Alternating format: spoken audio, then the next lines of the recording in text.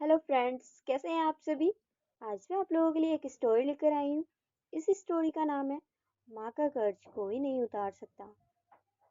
एक घर में मोहित और उसकी माँ रहा करती थी। मोहित की जो माँ थी वो अंधी थी।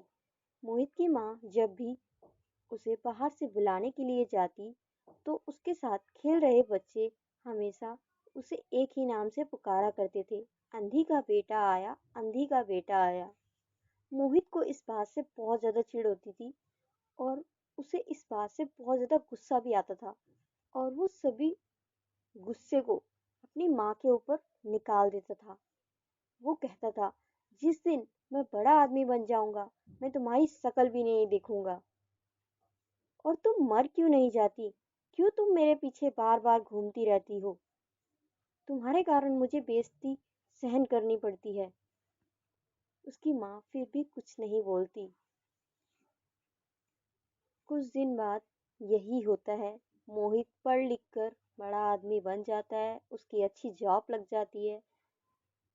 फिर वो अपनी फैमिली बनाने की सोचता है। मोहित को एक लड़का पैदा होता है। कुछ दिन बाद मोहित की माँ रास्ता पूछते पूछते मोहित के घर आ जाती है। जब वो उससे पूछती है, बेटा क्या तुम मेरे बेटे को जानते हो, वो भी इस मोहल्ले में रहता है। तभी मोहित अपनी माँ को जोरदार फटकार लगाता है और कहता है, यहाँ तुम्हारा कोई बेटा बेटा नहीं रहता। न जाने कहाँ से आ जाते हैं मुंह उठा के, और दोबारा यहाँ दिखाई मत देना। यह बात सुनकर उसकी माँ वापस अपने घर चली जाती है और मोहित इस बात को बोलकर बहुत ज्यादा खुश हो जाता है कि मेरी माँ ने मुझे पहचाना ही नहीं, अब वो मेरी जिंदगी में दोबारा लौटकर कभी नहीं आएंगी। कुछ साल बाद मोहित जिस जगह जॉब कर रहा होता है उसकी पोस्टिंग उसी गांव में हो जाती है जिस गांव में वो रहा करता था। मोहित सोचता है क्यों ना मैं अपनी माँ से मिलकर आता हूँ। जब वो अपनी माँ से मिलने जाता है उस घर में ताला लगा होता है।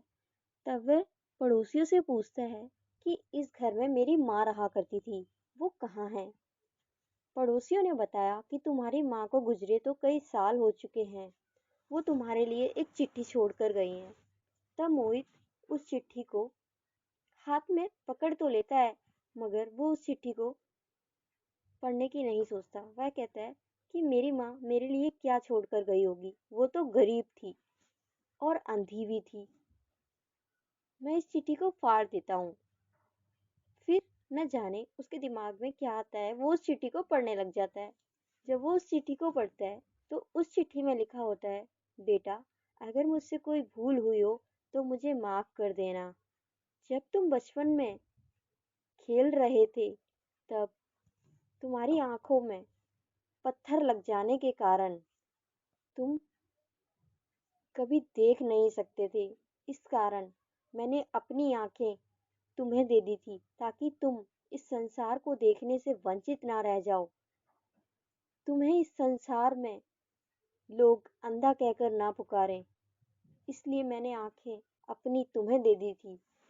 यह बात पढ़कर मोहित बहुत दुखी हो जाता है और उसकी आंखों में पानी भर जाता है। मगर अब उसे गिल्टी के सिवाय कुछ नहीं था। अब गिल्टी करने का भी कोई फायदा नहीं था, जबकि इसकी माँ इस दुनिया में रही नहीं थी। ये बातें सुनकर मोहित बहुत ज्यादा उदास हो जाता है और अपने घर की तरफ चला जाता है। तो फ्रेंड्स, आप लोगों को मेरी ये स्टोरी कैसी लगी। अगर अच्छी लगी हो तो प्लीज़ इसे लाइक करें और अपने दोस्तों के साथ शेयर करें और मुझे कमेंट्स तो ज़रूरी करें आप लोगों को ये स्टोरी कैसी लगी। और मेरे चैनल पर पहली बार ये स्टोरी सुन रहे हैं तो मेरे चैनल को ज़रूर सब्सक्राइब करें और भी लेटेस्ट मोटिवेशनल स्टोरी सुनने के लिए। और अगर ये स्टोरी आप फेसबुक पर सुन रहे हैं तो मेरे पेज को ज़रूर फॉलो करें।